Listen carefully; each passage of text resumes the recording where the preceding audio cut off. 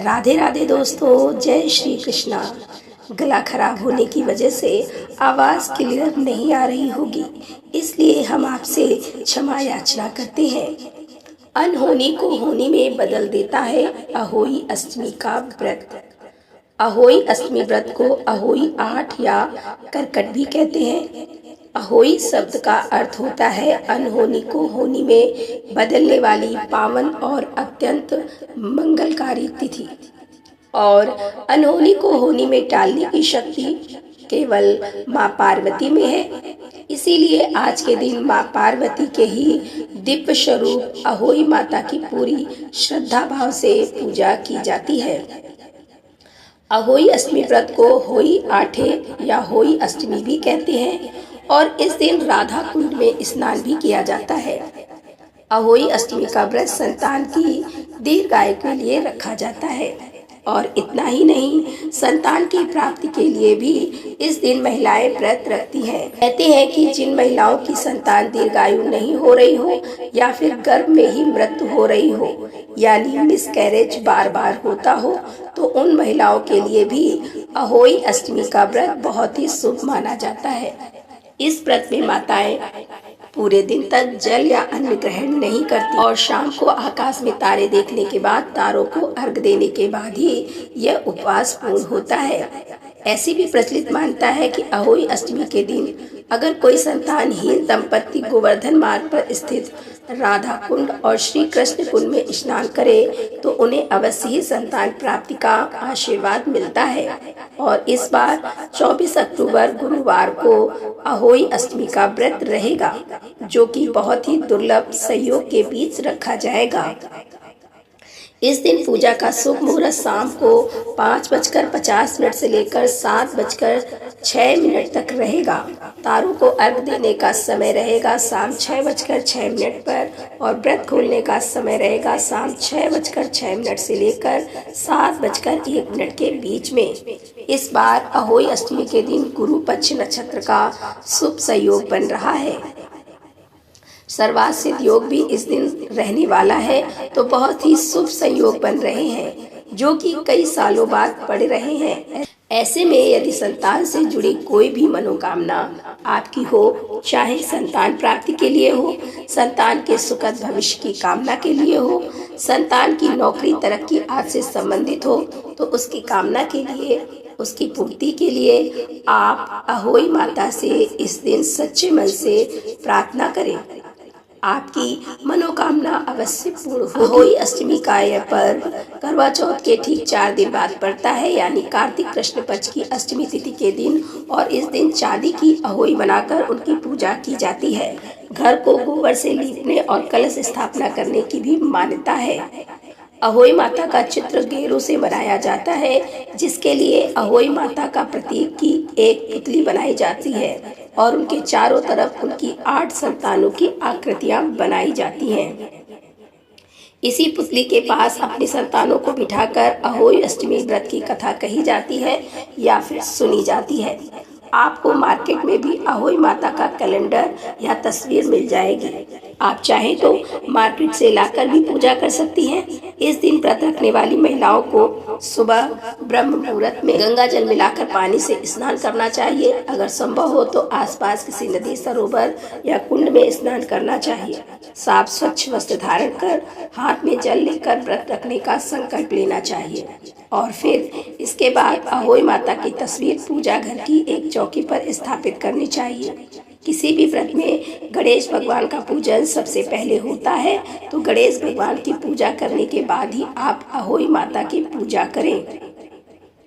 आपके पास जो चांदी की अहोई है उसे भी सबसे पहले आप मंदिर में चौकी पर रखें। कुछ जगह पर करवा चौथ के व्रत के दिन जिसे करवे में जल भरकर रखा गया था, उसे अहोई अष्टमी के दिन पूजा करने के बाद विसर्जित किया जाता है। यदि आपके यहाँ पर ऐसी मान्यता नहीं है तो मिट्टी के एक करवे में आप जल भरकर रखें, जिसमें आप कथा सुनते हैं समय अपने हाथ में गेहूं या अक्षत के 7 दाने रखकर कथा सुने या पढ़ें और उसके बाद जब कथा समाप्त हो जाए तो इन गेहूं या अक्षत को उसी जल के करवे या लोटे में आपको डालना है और इन्हीं से आप शाम को तारों को अर्घ देंगी।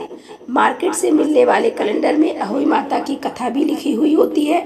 आप चाहे तो उसमें से कथा पढ़ सकते हैं। और यदि आपकी संतान आपके पास में रहती है तो उन्हें पूजा करते समय अपने पास जरूर बिठाएं। धूप दीप जलाकर सबसे पहले गणेश भगवान का पूजन करें। करवा माता को वस्त्र रूपी मौली कलावा अर्पित करें। भोग प्रसाद में आपके यहाँ पर जो भी सुबह के समय अर्पित किया जाता है वैसे फल मिठाई आप हमेशा हर सुबह की पूजा में अर्पित कर सकते हैं। और फिर इस तरह से आप सुबह की विधि विधान से पूजा करें। अहोई माता की आरती करें और अपनी संतानों के तिलक लगाएं। यदि कोई निसंतान महिलाएं दंपति इस पूजा को कर रहे हैं तो उन्हें सच्चे मन से इस दिन अहोई माता से संतान प्राप्ति की कामना करनी चाहिए। और जो निसंतान महिलाएं होती हैं उन्हें चांदी की जो अहोई की माला होती है उसे धारण करने की आवश्यकता नहीं होती। वैसे तो चांदी की अहोई माला ही पहनी जाती है, लेकिन कुछ लोग जिनकी सामर्थ्य नहीं है वह केवल कलावे यानी लाल रंग की जो मौली होती है उसे भी गले में धारण करके पूजा कर सकते हैं। इस प्रकार से सुबह की पूजा करने के बाद दिन भर निराहार निर्जल रहा जाता है। जिस दिन अपने बच्चों पर किसी तरह का कोई भी क्रोध नहीं करना है, कोई बाल विवाद से बचना है। घर का माहौल बहुत शांति भरा होना चाहिए। बहुत सी जगह पर अहोई माता की जो मुख्य पूजा वह दोपहर के समय की जाती है। अधिकतर जगह पर शाम के समय ही पूजा की जाती है। और पूजा का शुभ मुहूर्त आपको वीडियो में पहले ही बता दिया है। तो उससे पहले आप एक बार फिर से स्नान दान से निवृत्त हो जाए, साफ स्वच्छ वस्त्र पहन लें। यदि आपकी संतानें हैं साथ में रहती हैं तो आप उन्हें भी अच्छे से रेडी यानी कि तैयार कर ले और पूजा की तैयारी करें। आप पूजा करते समय धूप दीप जलाएं। आपके यहाँ जो भी पकवान अहोई माता को भोग में अर्पित किए जाते हैं, जैसे अधिकतर जगह पर मीठे पुए पूरी इस दिन अहोई माता को भोग लगाए जाते हैं, तो वे भी आप तैयार करके रखें। और हाथ में गेहूं या अक्षत के साथ दाने लेकर शाम की पूजा में कथा अवश्य सुने। आप चाहें तो आपके बच्चे भी यह कथा आपको सुना सकते हैं, नहीं तो आप स्वयं भी पढ़कर इस कथा को अपनी संतानों को अपने बच्चों को सुना सकती हैं। फिर अहोई माता की सच्चे मन से आरती करें और उसके बाद जब शाम का समय हो तो तारों को अर्घ देने का समय हो, उस समय आप जो जल करवा अपने रखा हुआ है, अगर दार मिट्टी का करवा नहीं है तो आप सादा पीतल के या तांबे के लोटे में भी जल भरकर तारों को अर्घ दे सकती हैं। अर्घ देते समय आप थोड़ी मिश्री शक्कर या बतासे जल के लोटे में डालें, थोड़े पुष्प डालें और जो अक्षत या गेहूं के दाने हैं उन्हें डालकर तारों की ओर देखते हुए अपने सिर से ऊपर हाथ करके आपको तारों को अर्घ देना चाहिए। ध्यान रखें अर्घ देने वाला जो जल है उसके छींटे आपके पैरों पर ना पड़े। अब यहाँ पर आपको एक बात का भी ध्यान रखना है। अगर आपके परिवार में ऐसी मान्यता है कि अहोई अष्टमी के दिन 2 करवे में जल भर कर रखा जाता है, जिसमें से एक करवे के जल से तारों को अर्घ दे दिया जाता है और दूसरे करवे के जल को दीपावली तक रखा जाता है, तो आप इस बात को ध्यान में रखते हुए अहोई अष्टमी के दिन 2 करवे में जल भर कर रखें। एक करवे में नहीं 2 करवे में आपको जल भर कर रखना है। और जो दूसरे करवे का जल है वह दीपावली के दिन आपको प्रयोग में मिलाना है। कैसे प्रयोग मिलाएंगे? जो जल है करवे का उसे आप अपने और अपनी संतानों के नहाने के पानी में मिलाएं। थोड़े थोड़े जल का छिड़काव घर में हर कोने में मुख्य द्वार पर कर दें और जो बाकी बचा हुआ जल है उसका विसर्जन कर दिया जाता है। कुछ जगह पर ऐसी मान्यता होती है और नहीं तो आप बिल्कुल साधारण विधि से केवल एक करवे में जल भरकर ही अहोई अष्टमी की पूजा कर सकती हैं। अपने परिवार की जो मान्यताएं चली आ रही हैं उसी के अनुसार आपको कोई भी व्रत रखना चाहिए या नियमों का पालन करना चाहिए। ध्यान रखिएगा इस दिन जो भी व्रती महिलाएं हैं उन्हें ना तो मिट्टी खुदाई वाला कोई काम करना है, ना किसी पौधे को उखाड़ना है और ना ही नया पौधा लगाना है। और इस दिन आपको धारदार नुकीली हर चीज़ से दूर रहना है। मतलब उन चीज़ों को आपको स्पर्श नहीं करना है, उनका प्रयोग नहीं करना है। यहाँ तक कि जो इस दिन वृद्ध महिलाएं हैं उन्हें खुद से भी सब्जी या फल आदि नहीं काटने चाहिए। अपने परिवार में किसी अन्य सदस्य की सहायता से आप इस काम के लिए दे सकती है। और जो चांदी की अहोई की माला आपने पहनी हुई है उसे दीपावली के दिन ही सुबह पूजा करने के बाद उतारा जाता है। और करवा चौथ के व्रत में जिस तरह के आपने सासू माँ को जिस तरह से आपने सासू माँ को बायना दिया जाता है, उसी तरह से अहोई अष्टमी के व्रत में भी सासू माँ को यदि सुहाग नहीं भी है तब भी उन्हें बायना दिया जाता है।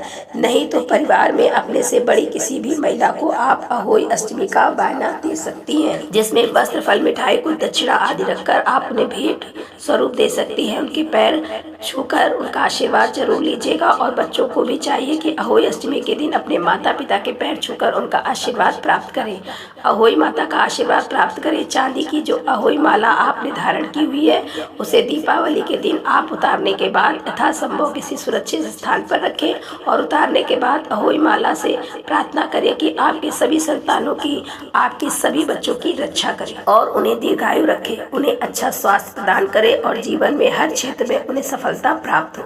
ऐसा आशीर्वाद आपकी संतानों को अहोई माता प्रदान करें, ऐसी कामना करें और हाथ जोड़कर अहोई माला को प्रणाम करके आप उसे किसी सुरक्षित स्थान पर रख सकती हैं।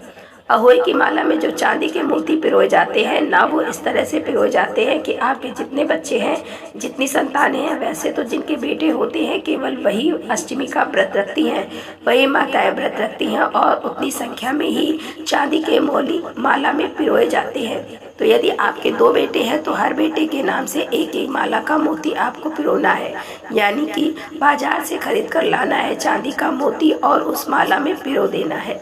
इस तरह से वह माला जो है वह बड़ी होती जाएगी। हर साल आपको इस तरह से व्रत रखना होता है।